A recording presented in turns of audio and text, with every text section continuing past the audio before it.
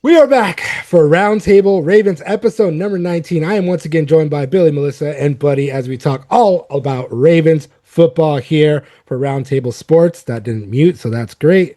That's weird. All right. Anyway, there's a lot going on. So Jesse Minter and Sashi Brown both spoke at the owners' meeting, the annual meeting that goes on that basically brings all the brass from every team together every single year. They go over rule changes, all that good stuff. But naturally, all of the reporters there in person got to ask a lot of great questions, and we got a lot of info, starting with some pretty, I think, bad news. It's not confirmed yet, but it just doesn't look good. We've brought him up several times before on the pod. We're going to keep bringing him up until it's confirmed and not confirmed that he's not going to be there. But basically, both Sashi Brown and Jesse Minter kind of made it seem or sound as if Nnamdi Madubuike is not coming back in 2026. I don't know that for sure. I can't say that for sure, but they were just both non-committal. So I will just read what Sashi Brown said to Jeb Zrebic of The Athletic. He said it's too early to express any optimism or pessimism. And then Jesse Minter basically said that he would reveal the news on his own timeline. That is not a definite no that Matabuke is not coming back, but it's not a yes, and it's not a doesn't sound optimistic to me. We brought this up before. I think it was Jameson Hensley of ESPN had said there was growing optimism that Matabuke would be coming back. We've seen the workout videos. There's been a lot of chatter online about him potentially coming back. But I will say this: I don't know if they're using coach speak, if you will, to basically allow him to reveal the news that he would be coming back, but it just doesn't sound to me like he is. Yeah, I think people have been speculating since he came out a few weeks ago now with the good news tweet. Obviously, that could literally be about anything, but I think a lot of fans have pointed that to, being about his oh, have you got something to say there, James? Nope, sorry. Oh, it looked like you were saying things. Mm. I was like, I'm not cutting you off. Yeah, it looked like to a lot of fans, it seemed like, they were celebrating, hoping for the best. And, the lack of commentary on it is disheartening. He's great. He's 28 years old, was on a roll, career-wise, was only getting better. And it's so sad to see good guys go down like that.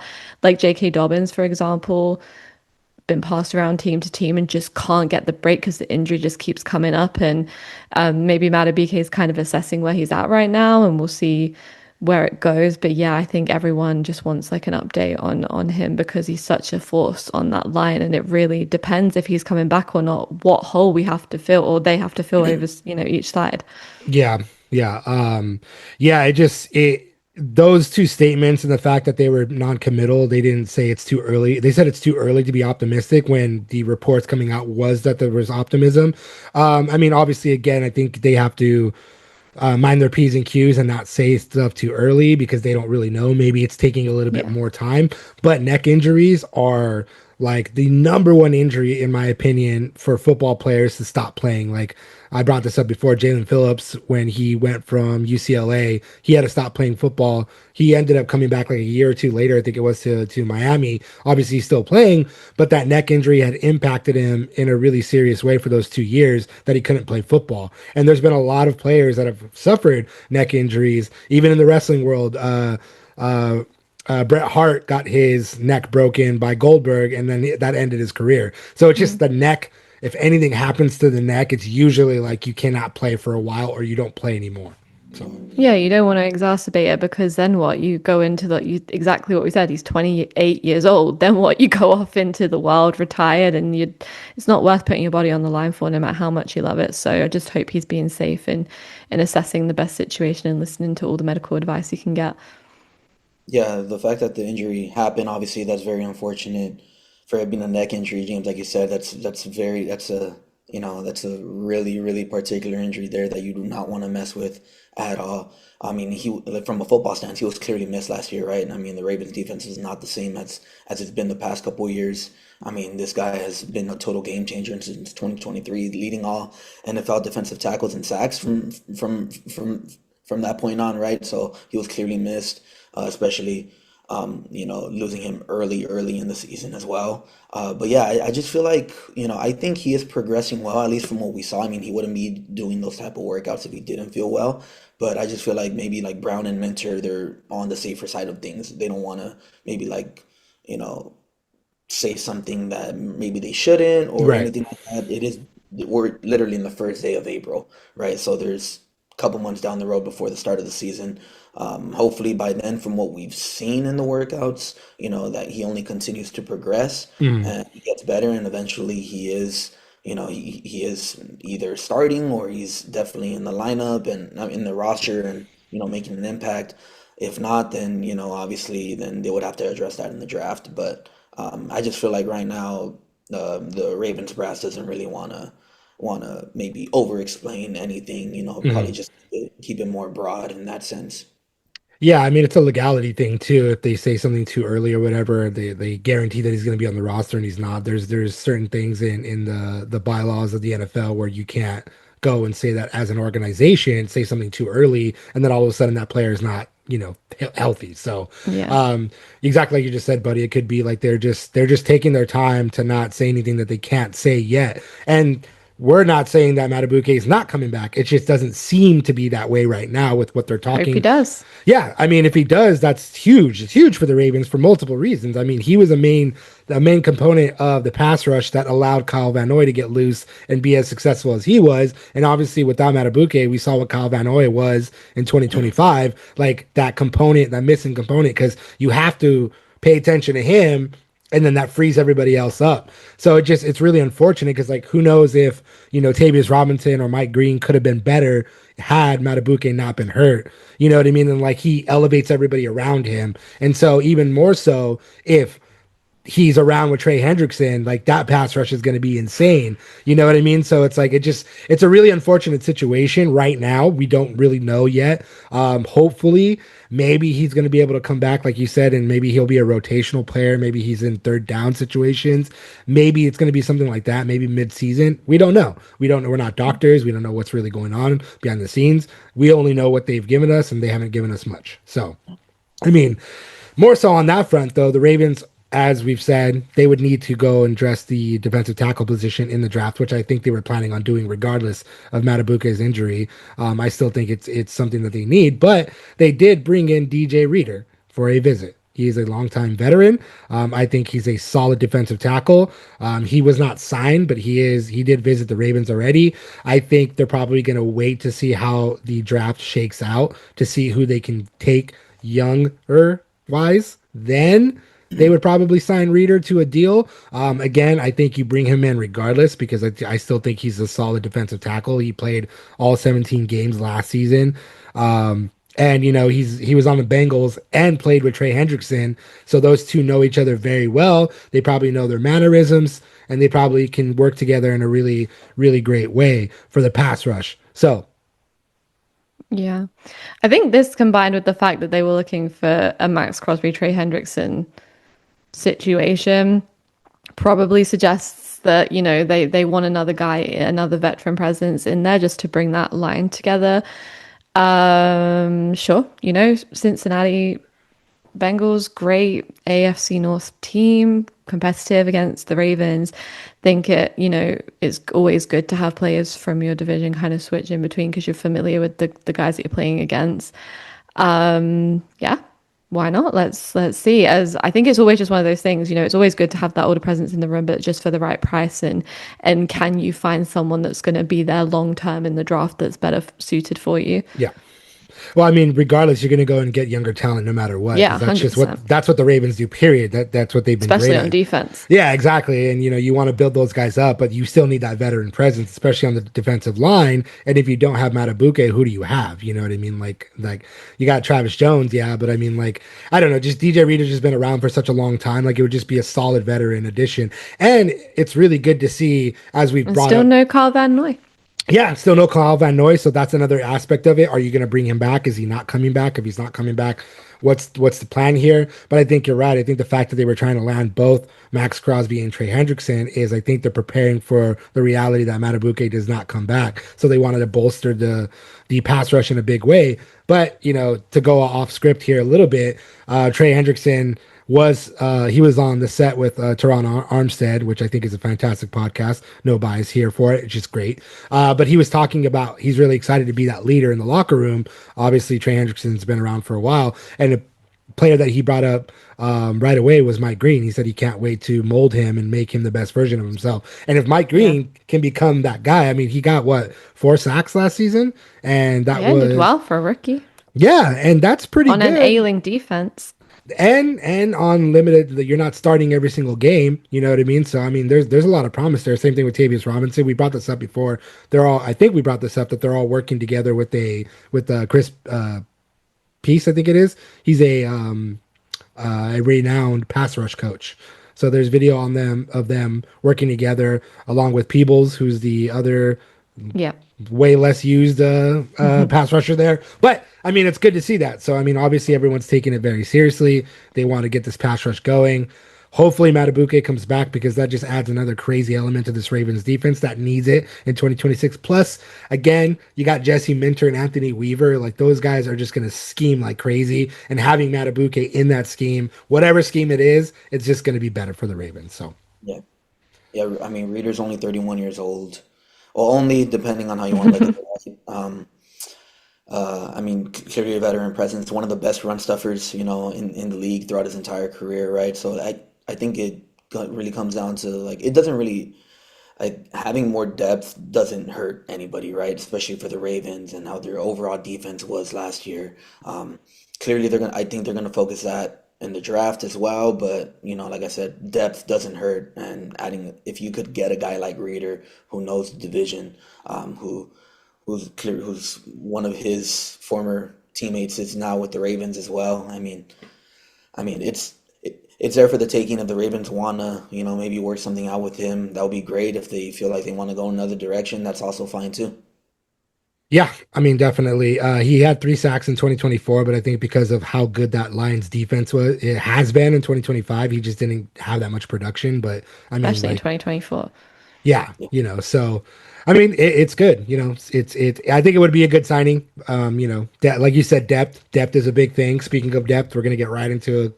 Every week we seem to bring this up, and we're gonna continue bringing it up because it's just that serious of an issue that I still don't see a good placement there, and that's the center issue. We've talked about it multiple times.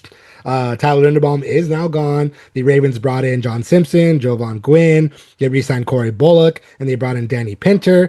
But none of those guys seem to be the clear-cut starting center. But obviously, it's way too early to determine that anyway. We would be silly for saying that right now.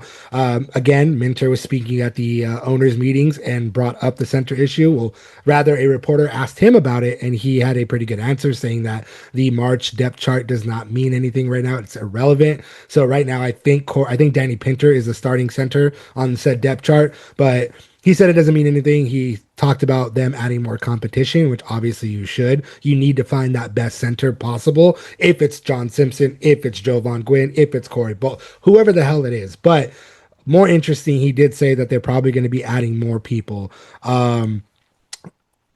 They are running out of free agents that are available. The only one that I see them going after is former Brown center Ethan Pocic. He's the only one that I mentioned before, and I think he's probably the best one of the group that's still available, unless they're looking at somebody else that we probably don't know that well. But I don't know. I think that's a general feeling around the building, isn't it? Is they've not got that line set. They don't have answers for that right now. And I think throughout this offseason, they're just going to be piecing it together strategically during those practices, seeing who fits where, seeing what Lamar feels comfortable with, seeing who he's, because someone's snapping the balls to him. So they've really got to generate that trust together. Mm-hmm. And I think it's going to be just a huge focus in the draft, or at least, I think the hope is that it's going to be a huge focus in the draft, because that is the one thing that is completely necessary to this next season. And to get those guys, like to get some rookies in under those veterans that they have brought back in, to figure it out and can come and be the next generation of that line, I think is likely where they're heading from now. Yeah. The other guy was Lloyd Cushenberry that I thought they would probably take a swing at, but he ended up signing with the Bills. So there you go. You already lost the potential To center a there. contender, to your fellow, not good, not good. To one of But the they teams clearly that have their eye on someone in the draft, I feel like personally. Yeah, I mean, again, I've written about this, and we can just jump right into that aspect of it. I think you're right. I don't know if it's a center that they're going to be aiming for in like the second or third round, but two of the names that we brought up before on this pod that are constantly being mocked to them in that first round is Utah Spencer Fano, and then also Vega Aoni from Penn State. He's a guard and has only played guard. He's played like I think like 20 snaps at center. And that could be a possibility because usually the interior offensive linemen, they have those shorter arms that are better for that center position. And so they may be trying to get him at number 14 overall to convert him. And Todd McShay also indicated that maybe that could be Spencer Fano as well, but he's only played tackle. He's not an interior. He's an exterior lineman. He's on the outside. So I don't know how well or not well that would go. But also, it's not like it's out of the realm of possibility. Linemen move across the line if they're good. Versatility matters a great deal on the offensive line. If you got somebody that can play all three positions, tackle, guard, and center, that's gold. But we just don't know. Those are just possibilities. Yeah, it's kind of what I said last episode. I think from what I've seen Fano accomplish, he seems like the guy that fits in the most, on a level of what Linderbaum has done in terms of movement, like being able to get after the run. And I know we were having fun making fun of the 40-yard dash last week, but he did run a 4.91 and he's 311 pounds. And I think that that's someone who can make a real difference on the line. I don't think it's to sniff at. When you're a bigger guy, it's hard to move as quick as that. So, I think that he from assessing what they've needed in the past, and especially, again, we said it before, going to keep saying it, Pat Ricard is gone. Huge necessity for their run game. You need a guy who can kind of get on the outside and isn't just staying on the line and can kind of chase after that and make tackles downfield too. So for me, that seems like the most likely fit. Yeah. Yeah, I think Fano that's the guy that the Ravens should really go after. I think, like what Billy said, I think he has the same archetype as a Linderbaum, right? That's a tough physical guy who the Ravens would love to have. A lot of athleticism, a lot of movement right there on the line. I think he would be the best fit for the Ravens. And I mean, we've been harping on this, since I've joined the pod, that the offensive line, especially after losing Linderbaum, protecting Lamar Jackson, that's the number one thing that the Ravens need to do is protect number 8, because without number 8, we all know how they are, and with number 8, we all know how they are as well, right? The grass is greener with number 8 right there, standing upright, making his crazy plays, and that's only going to happen if he has the right protection. And Fano is the type of guy to do that. Offensive line is their biggest need. It's number one at the top of the priority list, and anything else really is just. I mean, they're not really caring about really like the security of Lamar Jackson, and not only this season but his long-term future as well. So that may be kind of like hyperbole to some, but I think when you're looking at it in the grand scheme of things, that's really the nature of it. Yeah, I mean, a few names that keep coming up too, but these are guys that I believe are going to be in the second, third round. Jake Slaughter from Florida, Connor Lew from Auburn, and Sam Hecht from Kansas State. Those are the actual centers that they may be looking at later on in that second, like I said, or third Great, get round. them too. Yeah, exactly. It doesn't, depth doesn't, Buddy said, as we keep saying, and, obviously Daniel Falale is gone and Andrew Voorhees is struggled a lot too. So you still need those guards. So even regardless of if you do get Spencer Fano, if you do get whoever at number 14, if it's an offensive lineman, they may or may not even be the center. They may just get pushed out to the guard positions left and right, because that's what the Ravens need as well. The tackles are fine, but those interior linemen, they badly, badly need. So, you could be juggling, like you said, Billy, they could just be switching everybody on that line to get that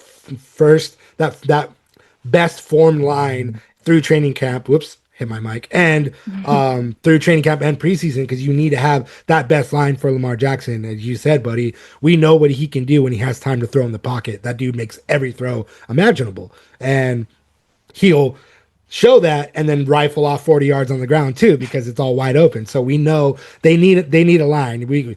Everybody that's ever covered the Ravens for years has been saying this, and hopefully this is the year that they kind of solve it a little bit better than they have in the past. But also there's an urgency there, right? Because Tyler was holding that line together, and you can kind of be like, well, Tyler's going to take care of it. And now he's Right. not there. Your safety net's not there anymore. So Yep. it could just be a push in the direction to really finally address it, because you literally have to fill a massive hole. So we'll see. I think that they will take it seriously, and I think they've addressed it. The press has been pushing them about it. So I that's how I see their draft going. Yeah, that's actually a really good point too, because like if they have a really strong like left guard and then you have a like decent center, those two together can kind of take care of what Linderbaum used to take care of. Obviously, you want that one guy, but if that center that you have needs to be coached up a little bit more, needs a little bit more time, you know what I mean, to get used to things, at least you have that safety net, as you said. Tyler Linderbaum being so good and being gone, you lose that glue. The glue of the line is now gone. So you just need got Ronnie, really. yeah, you got Ronnie. Exactly. That's it. And he's not enough to protect Lamar Jackson. He's No, just and has simply not struggled with enough. injuries as well the last couple seasons. So even he is someone that you need to add some people behind. And I think that he strengthened himself up towards the end of last season or the middle of last season. I think Lamar had a couple words with him, and that kind of got resolved. But all around, there's just issues left, right, and center, literally, that they need to address. But all right. That was good. Hey, That was she good. does That was comedy, guys. all right. Be here all week. Don't forget to tip your waitresses. Okay, so yeah, but speaking of Lamar Jackson, he needs to be protected. He had a really down year. Obviously, the injuries played a big factor of that, which brings us up to our next point in that the voluntary off-season workout program is set to begin on April 6th next week. It's coming up really quickly, but there is a growing about Lamar Jackson participating in said offseason program. This is not usually the case for a lot of veterans, I believe. I believe a lot of veterans take this time to be with their families, go on vacation, do what they got to do to get themselves ready for the season and for training camp. But my question is, should he be involved in it? Not simply because he's Lamar Jackson and that's the leader of the team, but more so because of the injuries that he suffered in 2025.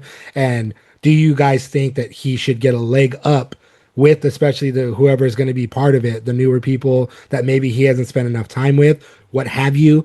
Obviously the rookies are not in the building yet. They're not going to be in the building for a little bit, but everybody else, maybe you need to start having that rapport more. I don't know, but more so my thought is just you had the injuries. You want to kind of shake that off. You want to shake off the 2025 season. You start that off by showing up for that voluntary off-season workout. I mean, he's the leader of the team. He's the anchor now. So many vets are gone, so many starters are gone.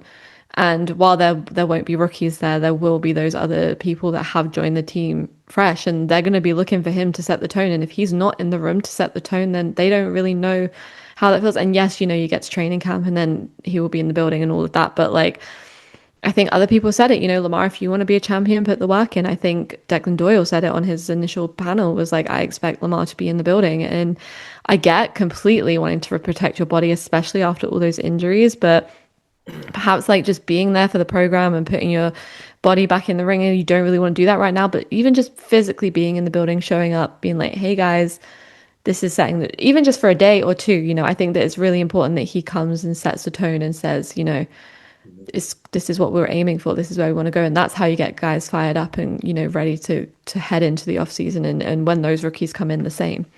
Yeah. Any other year, it would be like, okay, it's fine. But Yeah. this year, Yes. it's Business as usual. right because of the losses, because of what happened with the Max Crosby thing, which feels like ages ago now. New head coach, right? So like, there's a lot of new pieces. There's a lot of still even moving pieces now with the Ravens, and it would be very refreshing. It would be very like, it's like a sigh of relief that Lamar Jackson, our captain, the best player on our team, arguably the best player in the league, is in the building, leading by example, Yep. right? It's like these are the types of things that leaders do, right? they lead by example. They show up. They put your arm around you. Whatever it is, it doesn't need to be out on the football field, but outside of that, right? Like to have Lamar Jackson there with all the new pieces, all the moving pieces, it'll be just a great big breath of fresh air. And he should be there. I mean, Jesse Minter's just talking about how he's going to use him in a lot of ways. More recently, talking about how they might use him on like fourth down now, right? To obviously like to get those extra not possessions, but drives and whatnot. So like I think that he will be there. I know there's still a lot of chatter about the extension and whatnot, but I think Lamar, he's 29 years old. I think he knows, him and the Ravens have a really good relationship, and it will be more of a shock if he's not there. But Yeah. we'll see. No, yeah, I agree with that. But I think more so than anything, other than like the newer players or whatever, I think more so than anything, the only way the entire everybody that's been there, the veterans and 1 or 2 year players, where however long they've been with the Ravens, for them to buy into what Jesse Minter and Declan Doyle and everybody else is doing, Lamar has to be there to show, hey guys, I believe in these guys. You guys need to believe in these guys. Together, we're gonna get over the hump of not making it to the Super Bowl. Together, we're gonna forget about 2025, which obviously they're consummate pros and they're gonna just move on. They're gonna whatever, but obviously they're gonna face questions. What happened? What happened? Blah blah blah blah blah. Like they're just that's just the way the media works. You got to ask questions like that. But regardless of that, the way that you take that first step forward, that right step forward, is to show up, show that you're there, show that you're ready to go. And even if like Lamar's not really like doing much or whatever, but the fact that he's there shows that kind of like buy-in nature of this new regime, which needs to happen, especially because of the major change in John Harbaugh's no longer with the Ravens after 18 years. Like that's a huge change for Lamar not to want to or not to be at the offseason, voluntary offseason workout to be like, hey guys, like we're going to do this together. Let's go. So Yeah, I think it's exactly that. With so many new faces in the building, and there really being a new chemistry that needs to be built over the next few months. Like I just think just 1 or 2 days, really, it's not much time away from your family, just 1 or 2 days to say like, hey guys, we got this. These are the guys I believed in. Lamar was in those interviews. Let's go, let's get it done, and we'll see where we go from here. Yeah, definitely. Buy in, show that you're buying in, show everybody else they need to buy in. You are the leader of the team. You need to act as such, and they can't drop any more hints about them wanting him to be there than they've already done it. Like, we hope he's there, or I don't know. It's like, dude, just, I know you can't just outright say it. I don't know why they can't just be like, you can't be like, he's expected to be here because it's voluntary. That would be, counterintuitive to doing that. But still, they're kind of like saying like, hey, we keep talking you up, and like, we made all these decisions on your behalf. Like, you better be there. So I think you're right, buddy. I think it would be more of a shock if he doesn't show up, at least for a little bit. And like you said, Billy, a couple days. Don't know. 1 or 2. 1 or 2. Not a big deal. Just show up, show your face, be like, yeah, let's do this. Go team. Go team. Woo. Yeah. See ya. Yeah. All right. Bye. I'm gonna go take off. Going back to Florida. It's cold up here. I'm gonna go to this theme park real quick and have fun. You guys do what you gotta do. In Baltimore. He just like arrives in a limo, rolls the window down, and just waves, and then he's off. No, hey, I'm kidding. Lamar would never. 2-time MVP. I know. He's 3-time. Technically 3-time MVP. We know. Yeah. So speaking of the draft, we brought up them drafting the Ravens drafting offensive linemen. There's going to continue to be mock drafts. We're now in April. This is not April Fools. This is not a joke. We are in April. April's happening. 3 more weeks in a day. And 3 more weeks in a day, and the draft is starting. The Ravens have a very important decision to make on number 14 overall, which, as we've said, I'm sticking to my guns. It had better be an offensive lineman, or if it's a wide receiver, fine. But if it's not one of those two, and it's someone like who continually gets mocked to the Ravens, which is tight end Kenyon Sadiq from Oregon, I will be very upset. Not because he's not a great tight end. He is a great blocker. He is a pass catcher. He ran the fastest ever 40-yard dash for a tight end at this combine. He's got a lot of great traits. He's going to be a really great tight end in the NFL, but it's just not something that the Ravens need, regardless of Isaiah Likely no longer being around, regardless of Charlie Kolar no longer being around. That does not mean that you go best player available. I'm talking to you, Eric DaCosta. Please don't do that. You need to worry about needs this time around. I know that's been the case. The usual case is to go best player available. He is more than likely going to be around 13 or 14. I don't know. I don't think the Rams are necessarily going to take him at number 13. But if he falls to the Ravens, don't do it. Just let him go. Please go get an offensive lineman. Spencer Fano, Francis Mauigoa, if he's there, which he keeps getting mocked up and up and up, and I highly doubt he'll be there. But if he is there, that's someone you go and get. Or Vega Ione. Please do that.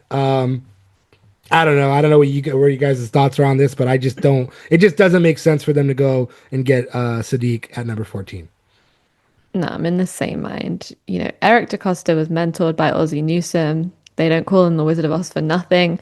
I get the next best man mentality. And in previous years, in previous seasons, you can absolutely do that because you didn't have the holes that they have now. And they've not had that for a few seasons. And so exceptional circumstances are going to require you to go against your status quo. And you've got a gamble year, EDC. I think Bisciotti is going to be gracious with you this year. So you can afford to just go a little bit off script. And, a tight end's not a need. You just chucked all that money at Mark Andrews. If you really believe that's the guy, yes, he needs help. Yes, he can't do it all on his own, but it just is not the priority. And like you said, if all of those names are there that they want on the offensive line, or that people are expecting to go early, why would you not take the opportunity to have them? The only argument I can make for the Ravens why they would choose him is because they did lose Isaiah Likely. But like you just said, Billy, like they threw all that money at Mark Andrews. Yes, he needs help. You but chose him, back him. you want to not waste, because that sounds really bad, especially on a guy like Sadiq, who could be a really, really good tight end in this league. But that would be kind of a waste, especially considering like the other needs you have, right? Like I look at it in order: offensive line, edge rusher, wide receiver, just like that. I would put wide receiver above edge rusher just If you because they want to did flip, get. yeah, sure. But If you want to but flip, you're right. But you're right. like those three are definitely the needs before you need another tight end. Yeah. Yes, like losing Isaiah Likely, it sucked. It was really bad, especially to John Harbaugh and the Giants. But it's those three positions, and then if you want to have fun with it later on in the draft, sure, but not at number 14 overall. That's just a big no-no. Yeah, I think more than anything, if DaCosta does anything else but one of those three offensive linemen, if they're there, and number 14 would just be criminal. Like really, because it's like you need, regardless of if you're going to turn Spencer Fano into a center, or you're going to turn, or even you get Vega Ione and he's going to stay as a guard, which you still need. I think an offensive lineman, no matter what, is the play here, because again, if by some crazy chance that Francis Mauigoa does drop to number 14 overall, like that would be huge for the Ravens, because he's the number one offensive lineman in this draft. And that's why he's probably not going to fall that far, but we don't know how the draft board is going to shake out. Crazier things have happened. If he's available, you take him no matter what. That would be the only case of best player available, because he would be the best player available. Mm-hmm. And a big need too. Yeah. Yeah. Sadiq, no. Offensive line, please. Wide receiver, sure. If Carnell Tate's there, that's another one you probably take, because Zay Flowers does need help. You need a wide receiver. But this draft is also... But I'll say this. Oh. Wide receivers can't get the ball if Lamar is on his butt. Yeah. And I was just going to say that this is one of the most stacked drafts when it comes to wide receiver talent. That's why a lot of guys that are being mocked into the second round are also very good players. And so, what's his name? Boston. I forgot his first name. Denzel Boston. Yeah, that's one of the guys that keeps falling up and down the second round draft board, and that could be, he's a big body, and that could be a guy that the Ravens take a look at and bring in. Like I said, there's a lot of options. Not a lot of options for those top offensive linemen in terms of the first round, and you're at number 14 overall. It just makes sense. You gotta go for one of those guys. Period. Mm-hmm. Yeah, that's it. That's all I gotta say. Done. It's the message Moving to on. Eric DaCosta. Come on, DaCosta, don't do this to us. Thank you guys so To much for Lamar. listening. Yeah, don't do this to Lamar, please. Lamar he's getting older. Championship windows is slowly going down. Hey, Take it. he's Look, going to be a Brady.